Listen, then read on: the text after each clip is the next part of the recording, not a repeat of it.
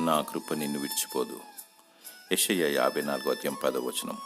ప్రభువైన యేసుక్రీస్తు కృపచేత బలవంతుడవు కమ్ము. కృప మీ ఆత్మకు తోడేండునుగాక.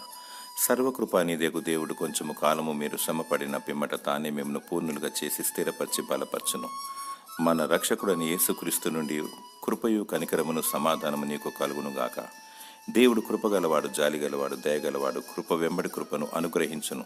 తన ఉచితమైన మహాకృపను బట్టి నీకు రక్షణ, నిరీక్షణ మరియు నీ శరీరమునకు స్వస్థత దయచేవాడు. మానవులకు దేవుడు సమస్త అవసరతలను ఉచితముగిచ్చువాడు.